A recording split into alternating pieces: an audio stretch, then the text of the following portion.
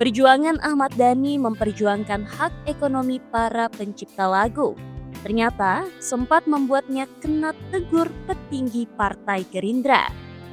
Sebagai anggota DPR RI, Dhani dianggap tidak perlu repot koar-koar lagi untuk mengejar keadilan bagi rekan-rekan seprofesinya.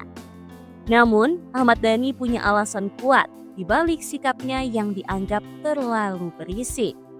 Bukan soal undang-undang, Dhani ingin mengajarkan bagaimana seharusnya seorang penyanyi bersikap ke pencipta lagunya. Saya sebagai anggota legislatif kemarin pas ketemu sama Partai Gerindra, kemarin ada rapat fraksi Gerindra, ya tentunya dihadiri Partai Gerindra saja. Mereka bertanya kepada saya, kenapa kok harus berisik gitu ya? Kan Mas Dhani kan legislator, tinggal bagaimana membuat undang-undang yang lebih baik, revisi undang-undang yang lebih baik gitu ya. Mas Dhani bisa tinggal telepon menteri, tapi pada intinya bukan itu. Saya kemukakan kepada para pimpinan, bukan itu yang saya berisik, bukan karena soal undang-undang dan soal peradilan. Saya berisik soal attitude daripada penyanyi yang tidak boleh ditiru. Jadi sekali lagi,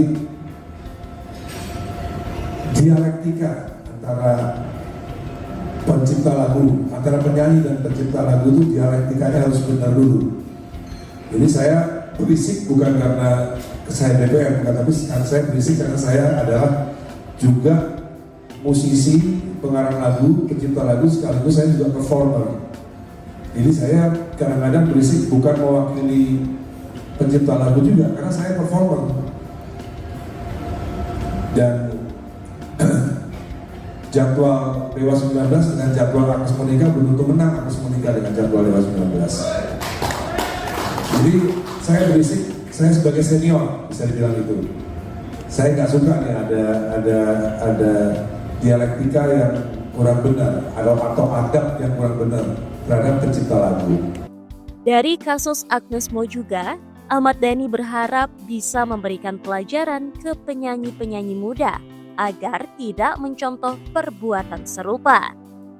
Penjelasan itu juga yang kemudian membuat Ahmad Dhani mendapat restu petinggi Partai Gerindra untuk melanjutkan tindakannya, menyuarakan kritik atas ketidakadilan yang dialami para pencipta lagu. Contoh yang paling gampang kan itu, Ari Bias minta ketemu sama Agnes Monica, tidak digubris. Bahkan di podcastnya pun Agnes bilang bahwa Ari Bias, we're not just friends, we're not friends. Kasihan deh lu Ari Bias, kamu bukan temannya. Sabar ya, sabar. Itu kan sebenarnya contoh-contoh yang tidak baik, yang tidak boleh ditiru oleh generasi muda di bawah Agnes Monica. Apalagi ketika disomasi tidak digubris, di pengadilan tidak hadir, malah ketika divonis membela diri di podcastnya Deddy Corbuzier. Tadi saya nggak ngomongin undang-undang sama sekali nih, Bang Chandra ya. Saya nggak ngomongin undang-undang ini.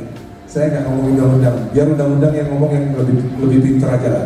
Saya cuma ngomong etika dan adab penyanyi terhadap pencipta lagu.